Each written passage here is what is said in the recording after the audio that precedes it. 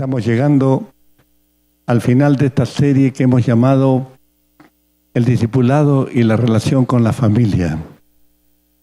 Han sido 8 temas, este es el 8º, y esperamos que en el nombre de Cristo todos podamos darle gracias a Dios por los cambios que se vienen operando en el manejo de nuestros hogares. El tema de hoy es el culto familiar y quiero presentarte rápidamente 3 condiciones que deben estar presentes en nuestro diario culto familiar. 3 condiciones porque con respecto al culto familiar, muchos tenemos la impresión de estar fallando. Algunos porque no tienen un culto familiar. Otros porque lo hacen a la ligera y no están sacando provecho espiritual de lo que significa un culto familiar. Hoy esperamos que a la luz de la palabra tú puedas hacer una evaluación de lo que estás haciendo en casa. Cómo van creciendo tus hijos si todavía están allí. Y puedas hacer los correctivos que la Escritura manda para que tu relación con Dios y la relación de tus hijos con Dios como familia puedan de alguna manera ayudarnos a ser hombres y mujeres que participan activamente del reino de Dios. Hoy queremos poner claramente a la luz de 3 puntos solamente lo que es la dimensión del culto familiar, para que tú puedas evaluarlo y puedas de alguna manera mirar lo que está ocurriendo en tu hogar.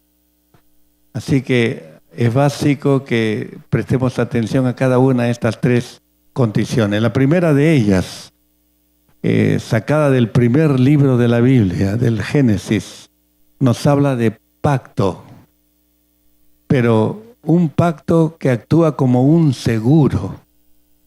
Un pacto que actúa como un seguro. Tiene el concepto de seguro, seguro de autos, etc. Bueno, ese pacto funciona como un seguro, te da seguridad que lo que estás haciendo está dentro de la voluntad de Dios. Déjame decirte, antes del diluvio, la situación en el mundo entero era caótica, como ahora, ¿verdad? Si algo podemos escudriñar de los tiempos de Noé, es que la tierra estaba llena de violencia. Y no hace falta describir el tiempo actual, ¿no? Un tiempo lleno de violencia también. Y el Señor dijo que los tiempos de la segunda venida, de su segunda venida, serían como los tiempos de Noé. Pues bien, esta situación caótica que vivía la sociedad de Noé hizo que Dios determinara un diluvio.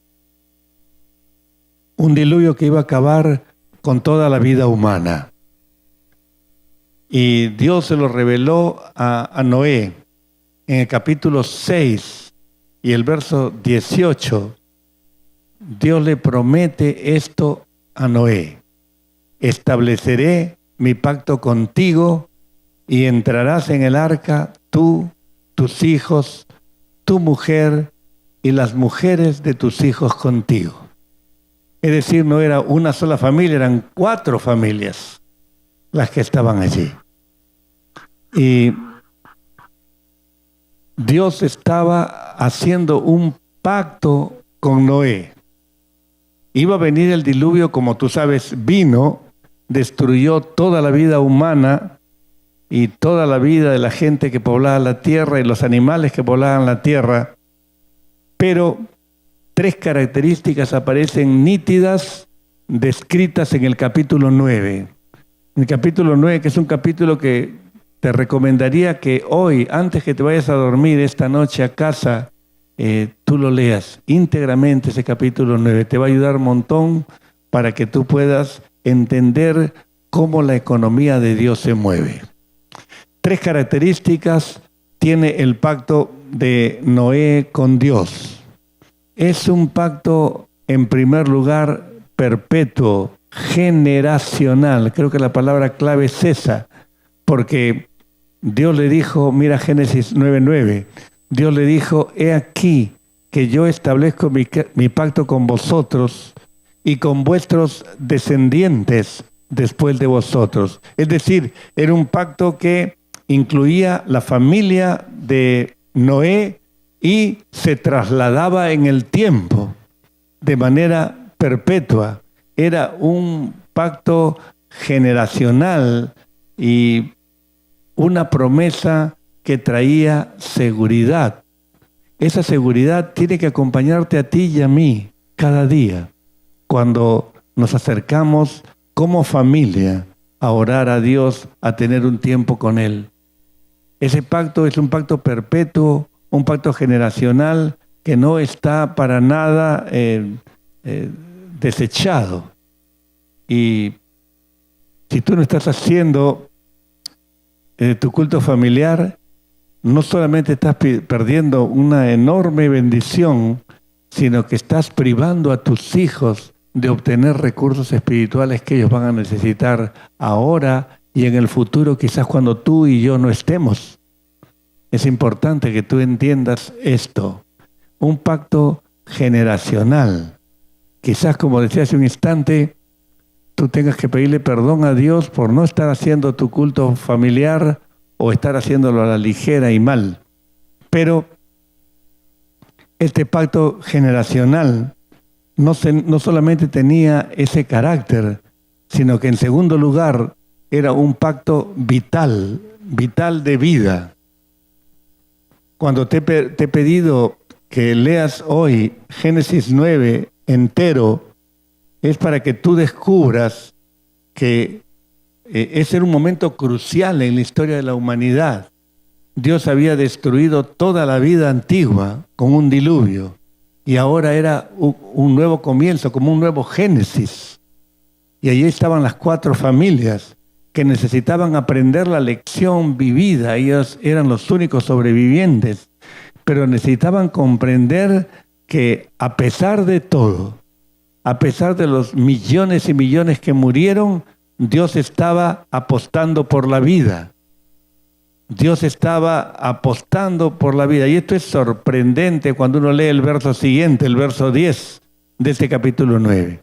Porque Dios le dice que no solamente ha establecido un pacto con la familia de Noé y sus descendientes, sino el verso 10 dice, y con todo ser viviente que está con vosotros, aves, animales y toda bestia de la tierra que está con vosotros, desde todos los que salieron del arca hasta todo animal de la tierra. Dios establece un pacto aún con los animales. Piensa esto.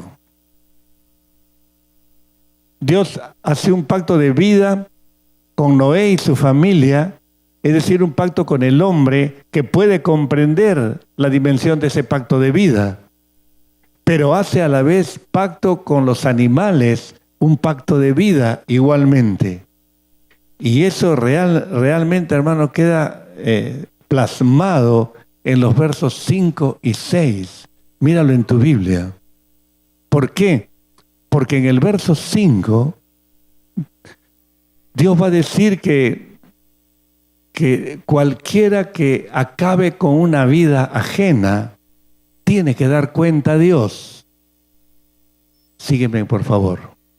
Si un animal mata a otro, simplemente guiado por su furia, por ejemplo, y lo mata no para comerlo, sino simplemente para desecharlo de su territorio o por cualquier otra motivación que no sea la de alimentarse, Dios lo acabaría a él.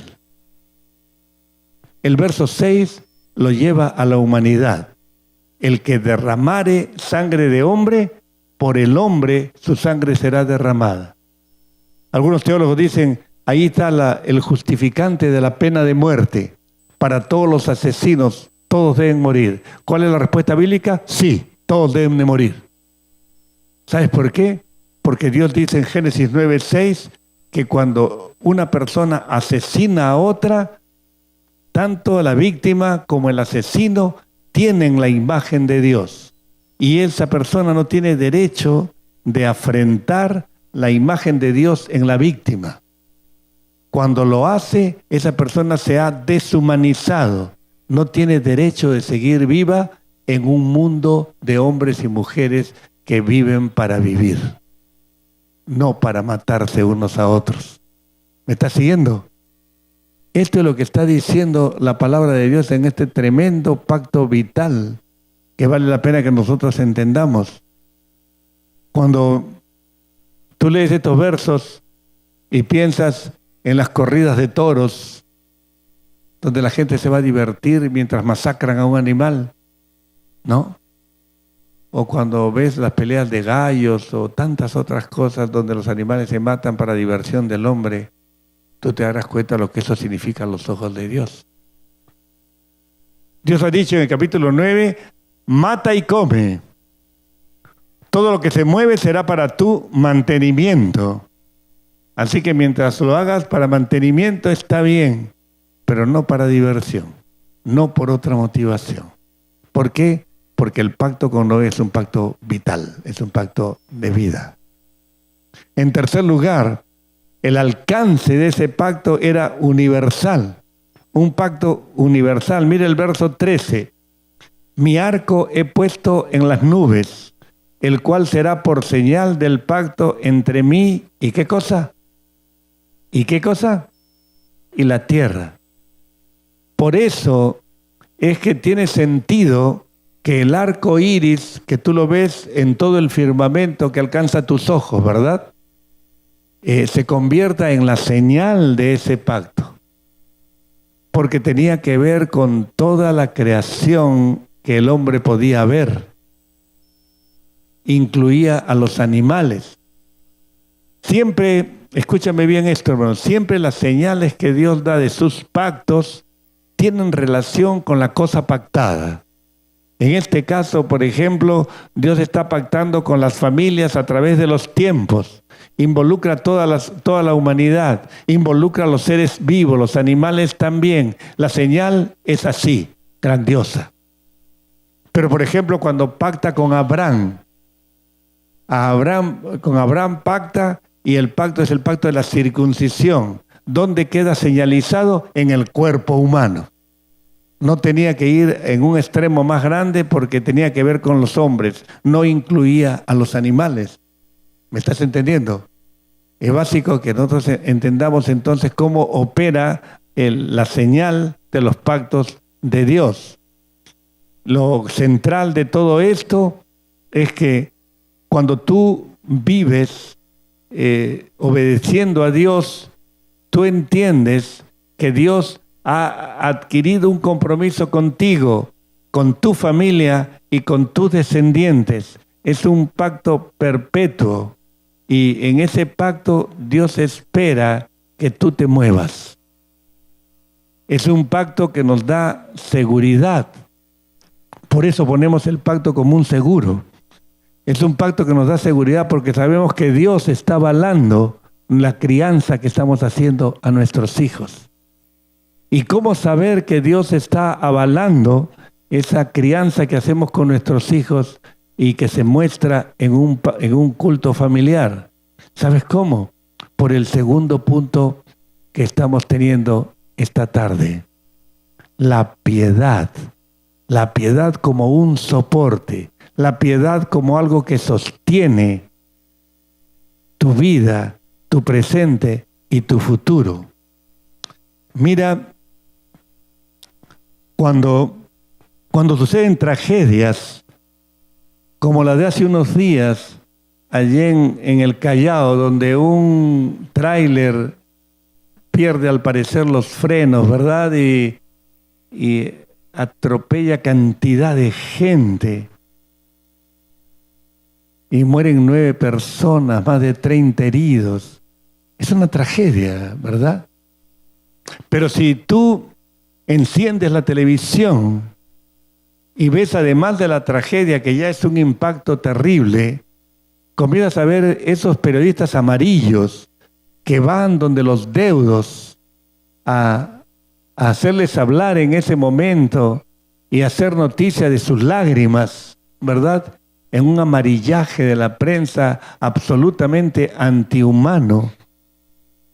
Tú mientras estás apiadándote del sufrimiento de esas personas, te enojas por ese abuso que se hace en los medios de comunicación, ¿verdad que sí?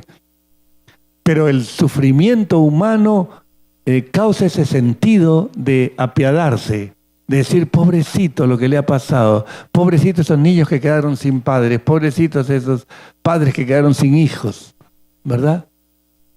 Pero cuando se habla de piedad aquí, no se está hablando de esa piedad. Para que tú comprendas lo que es la piedad bíblica, tienes que ir a 1 Timoteo. Timoteo en el capítulo 3, su primera carta.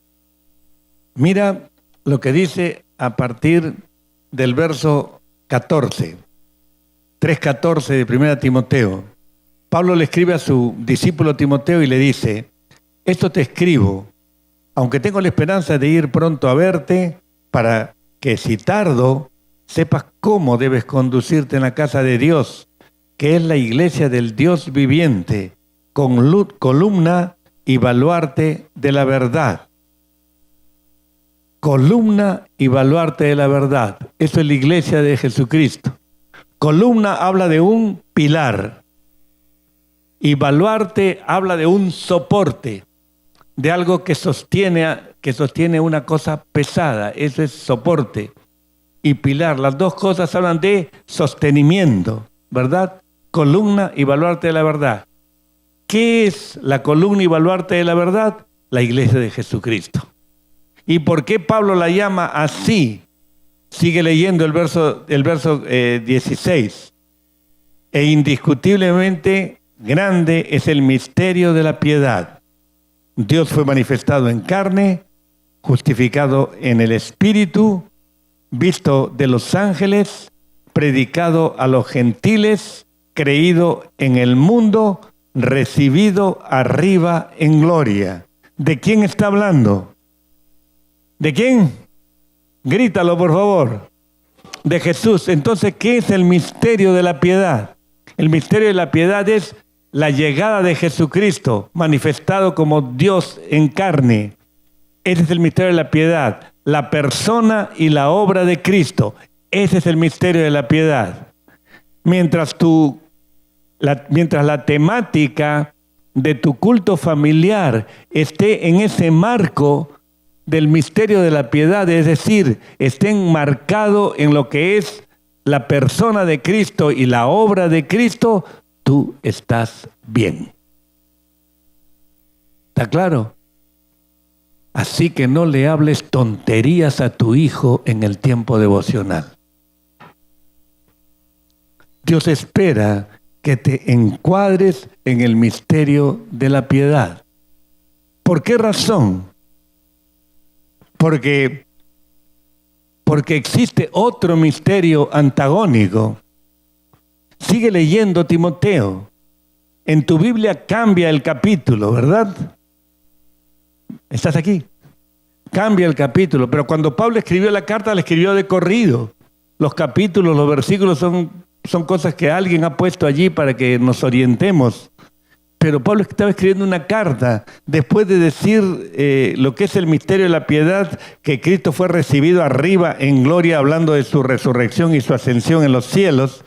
¿Qué nos dice a continuación? Un pero grande, ¿verdad? Dice, pero el Espíritu dice claramente que en los postreros tiempos algunos apostatarán, o sea, abandonarán la fe, escuchando a espíritus engañadores y a doctrinas de demonios. Aparece entonces otro misterio. Un misterio que nace en el corazón de Satanás.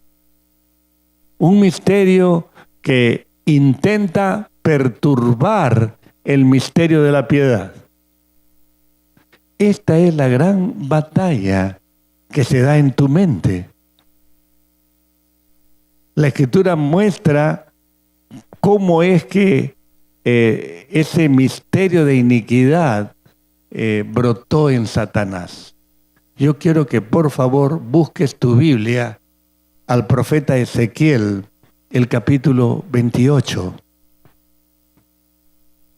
Búscalo por favor en tu Biblia. Ezequiel 28. Yo voy a esperar a que tú lo ubiques en tu Biblia. Allí Ezequiel 28, verso 13, dice el profeta, consignando las palabras de Dios de un acontecimiento que ocurrió en el pasado. En Edén, en el huerto de Dios estuviste. De toda piedra preciosa era tu vestidura, de cornerina, topacio, jaspe, crisólito, bericio y ónice, de zafiro, carbunclo, esmeralda y oro. Los primores de tus tamboriles y flautas fueron preparados para ti en el día de tu creación. Tú, querubín grande, protector, yo te puse en el santo monte de Dios. Allí estuviste, en medio de las piedras de fuego te paseabas. No está describiendo a un ser humano, está describiendo a un ángel que se convirtió en el adversario de tu alma. A pesar de esa primorosa creación que Dios le dio, mira lo que dice el verso 15. Perfecto eras en todos tus caminos desde el día en que fuiste creado, hasta que se halló en ti, ¿qué cosa? Maldad. Hasta que se halló en ti, mira dónde señalo, hasta que se halló en ti maldad. Y allí el misterio de iniquidad brota para intentar oponerse a los planes de Dios. Y es por eso que la batalla se da en ese ámbito cuando tú estás preparando un culto familiar para tus hijos y para ti mismo. Porque o estás en el misterio de la piedad, es decir, estás en el centro de la obra de Cristo, o estás al otro lado. ¿Me entiendes? Eso es lo que está queriendo decir el Señor. ¿Por qué hablamos entonces de la piedad como un soporte? Porque te sostiene. Porque te permite estar en el centro de la voluntad de Dios.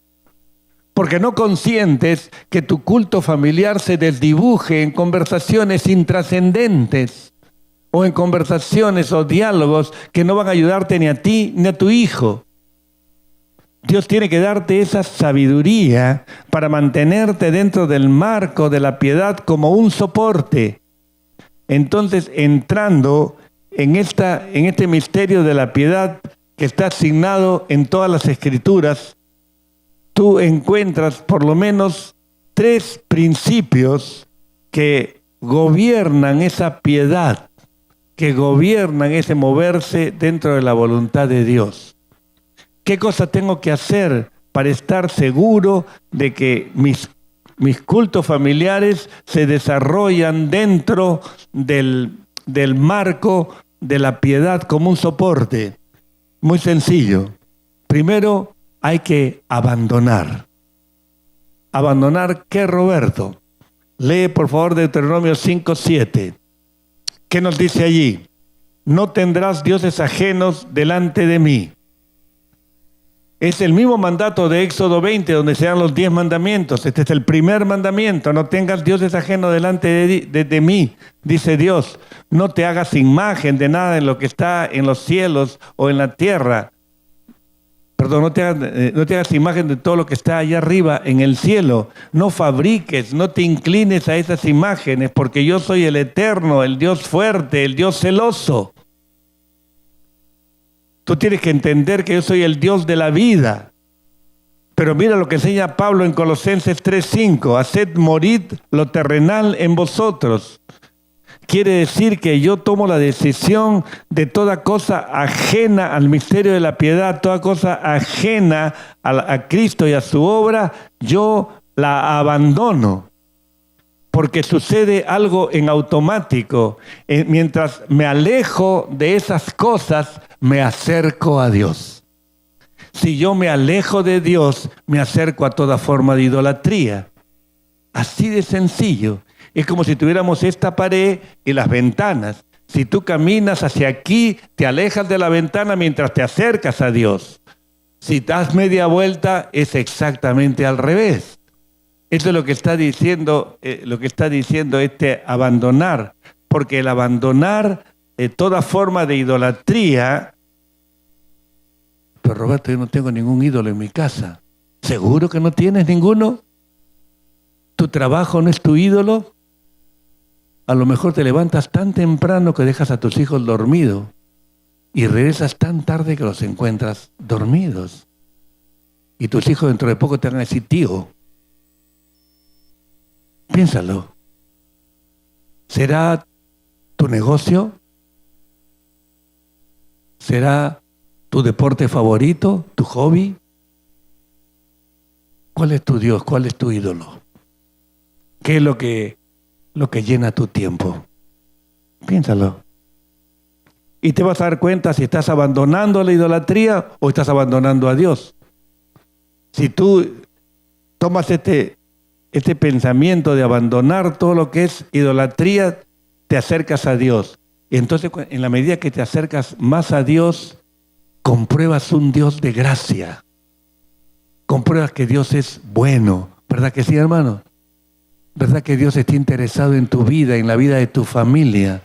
Y entonces brota el segundo principio, agradecer. Agradecer. Deuteronomio 6:5 dice, y amarás al Señor tu Dios de todo tu corazón y de toda tu alma y con todas tus fuerzas. El Nuevo Testamento afirma en Colosenses 3:17, y todo lo que hacéis, sea de palabra o de hecho, hacedlo todo en el nombre del Señor Jesús, dando ¿qué? Gracias a Dios Padre por medio de Él. Ese es el valor de la alabanza. Y Dios espera que tú lo hagas, porque en la medida que abandonas idolatrías, te acercas a Dios con gratitud. Tienes los dos principios caminando en tu culto familiar. Y por eso allí la piedad aparece como un soporte de tu vida. Entonces, podemos hablar del tercer principio. ¿Qué pasa cuando estoy en esa búsqueda de Dios? De ser agradecido a Dios en todo. Yo digo, allí falta el animar. Allí falta el animar. No solo el abandonar y el agradecer, sino el animar. Déjame contarte, 2 Samuel capítulo 7. Allí en ese pasaje, Dios está hablando con el rey David. Y Dios le está revelando al rey David el plan que tiene para David y su familia, para David y su descendencia. Y en ese plan que se lo dice con estas palabras.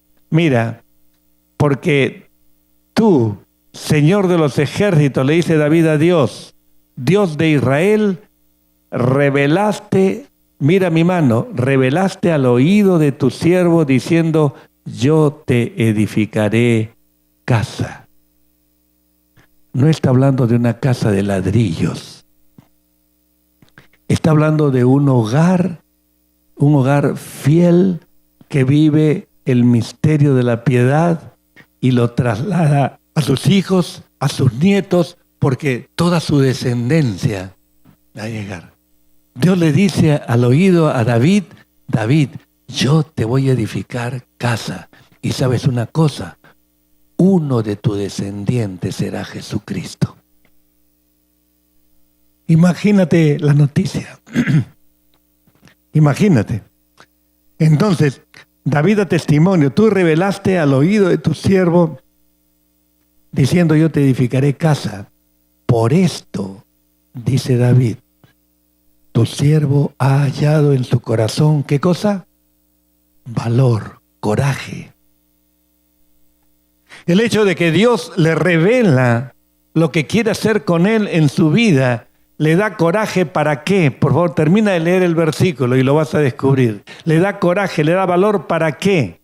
para que suplique a Dios. ¿Te das cuenta? Y aquí aparecen las dos palabras claves de la vida cristiana. La revelación de Dios, su palabra, y la súplica, la respuesta del hombre en oración. Ahí la tienes completa. No la busques en otra parte. No se trata de que te reces un rosario, porque esto es mecánico. Dios quiere que aprendas a suplicar. ¿Por qué? Porque cuando tú lees su revelación, Dios está hablando contigo. Cuando tú le suplicas a Dios, tú estás hablando con Él. El diálogo está completo. A ver, pregúntale a una persona que reza el rosario, ¿qué le dice Dios? Se va a encoger de hombro y te va a decir, no sé, yo solo rezo, porque el diálogo está incompleto. ¿Me entiendes? Y esto anima. Las promesas de Dios nos animan, nos llaman a un acercamiento a su palabra y a la oración. Él pone su palabra, nosotros ponemos nuestra oración. Ese es el soporte. Y quiera Dios que lo entendamos a cabalidad. ¿Sabes por qué? Porque yo tengo una ligera preocupación. A principios de año, muchísimos en esta congregación le hicieron una promesa a Dios. Quiero ser discípulo tuyo. Quiero agendar el día jueves para venir a orar. Pero algunos se han olvidado de su promesa. Y otros están peor, porque nunca vienen. No me digas que tú oras en tu casa. Eso tiene su valor. Eso es para tu vida personal. Pero tú eres parte del pueblo de Dios.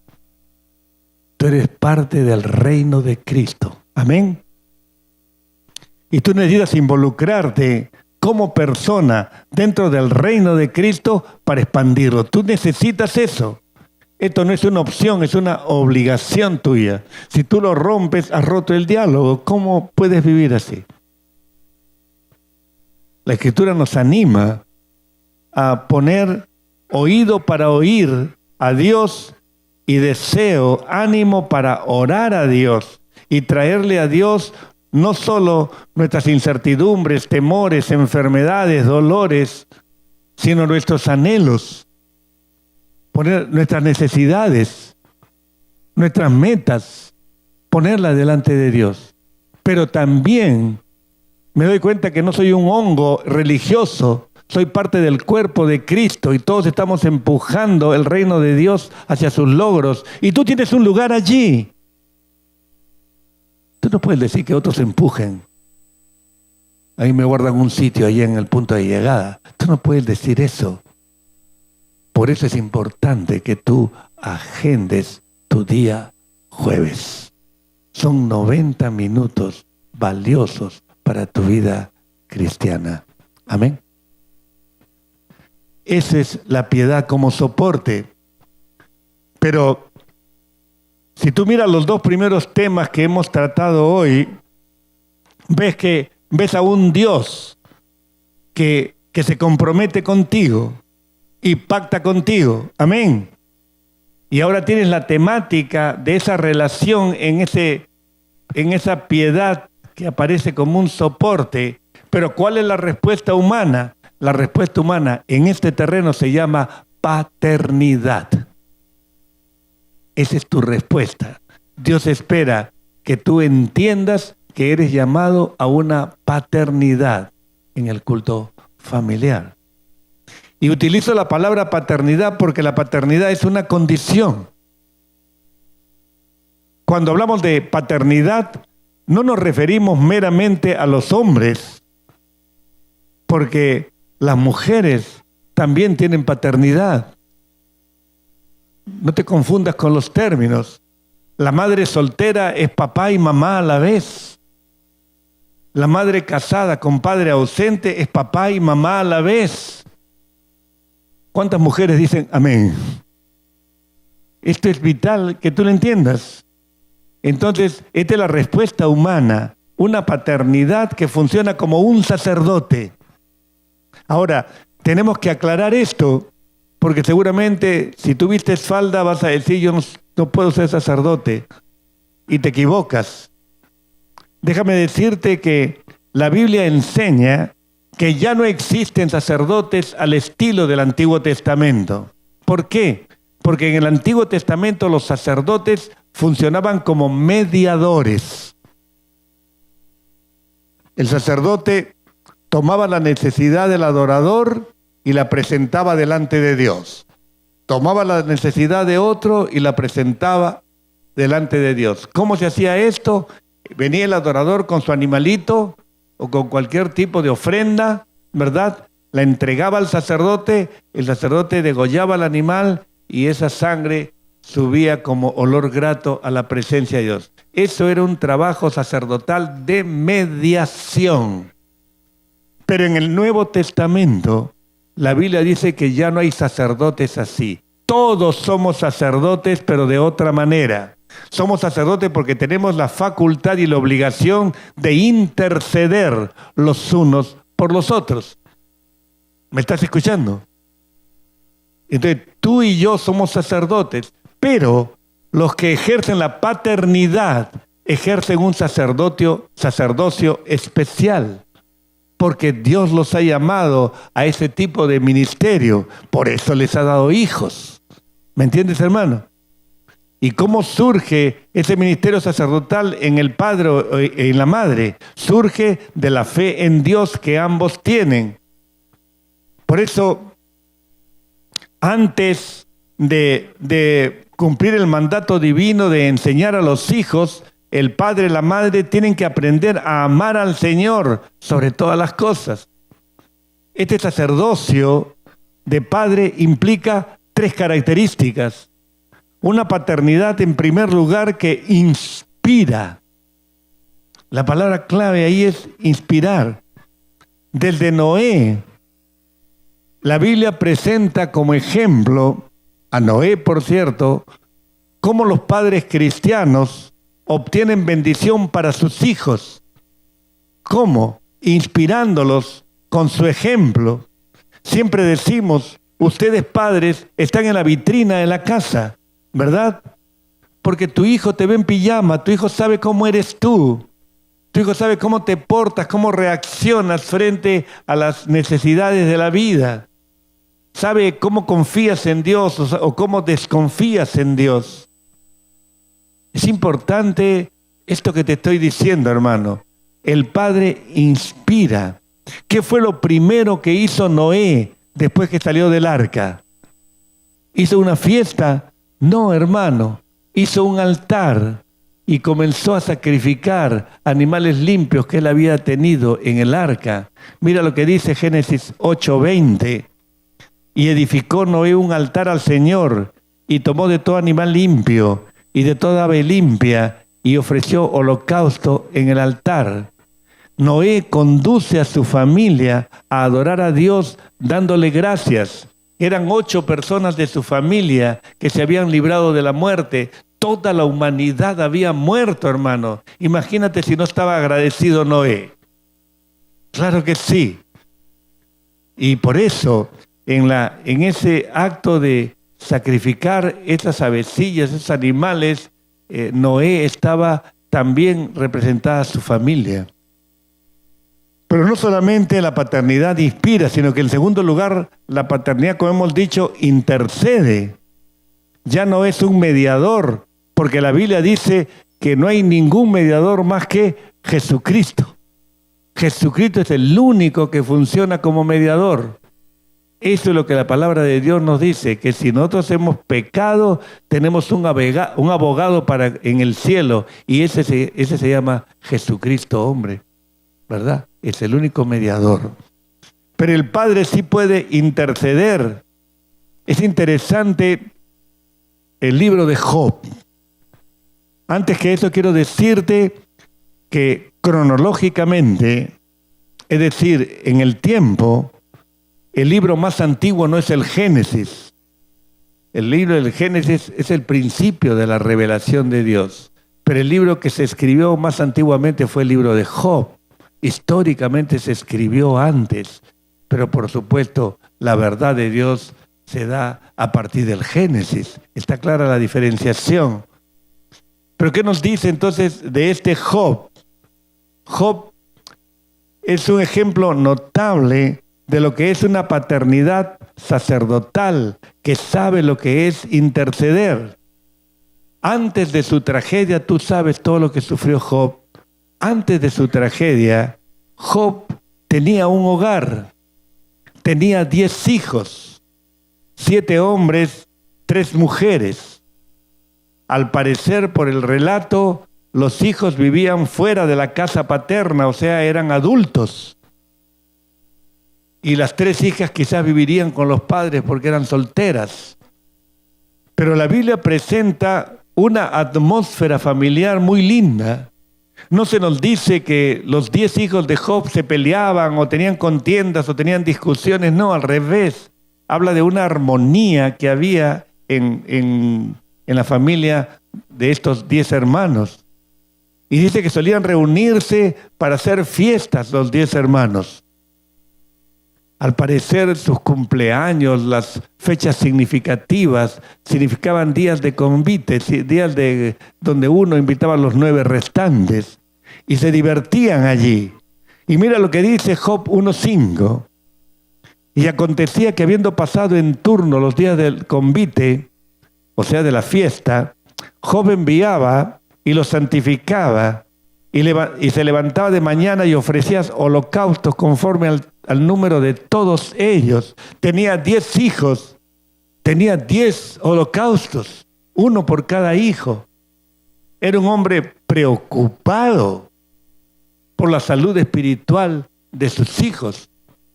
¿Y por qué lo hacía? Porque eran unos malvados sus hijos. La Biblia no dice nada de esto. Mira lo que la Biblia nos dice en el verso 5. Porque decía Job, quizá habrán pecado mis hijos y habrán blasfemado contra Dios en sus corazones. De esta manera hacía todos los días que había fiesta, al día siguiente, mientras los hijos descansaban, Job estaba haciendo sacrificios uno por uno. Una atención personal a la necesidad de cada hijo quizás. Es interesante, nosotros somos 10 hermanos y si a mi mamá le preguntaban, Cristina, ¿a cuál de tus hijos amas más?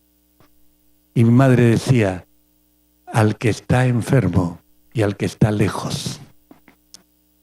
Esa era su forma. No sé tú cuál es el engreído de tu casa. Cuando tienes 10 es difícil tener un engreído. Pero la intercesión está allí.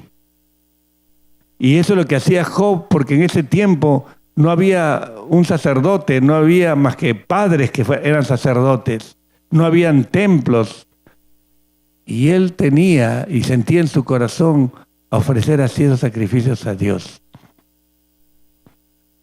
Ahora, en otro pasaje de las Escrituras, encontramos otra forma de interceder por los hijos. ¿Te acuerdas de las 10 plagas de Egipto? ¿Te acuerdas que Dios tuvo que castigar a Egipto con 10 plagas para que dejara ir a su pueblo? La última plaga, la 10ª, fue la más terrible. Dios mató a todos los primogénitos. Si tú pudieras viajar en un túnel del tiempo atrás, permíteme usar la forma esta pictórica, pero gráfica, si tú pudieras estar allí en esa noche y hubieras podido recorrer todo el país de Egipto, hubieras encontrado un panorama terrible. En cada hogar había un muerto. En cada hogar había un velorio. ¿Me entiendes? Y te pregunto, ¿y en los hogares de los judíos, de los hebreos, había velorios? Dime sí o no. ¿Y por qué no? ¿Sabes por qué? Moisés les había dicho, maten el cordero que van a comer esta noche, pero la sangre pinten el dintel de la puerta. el ángel destruidor va a pasar. Donde vea sangre, va a seguir de frente.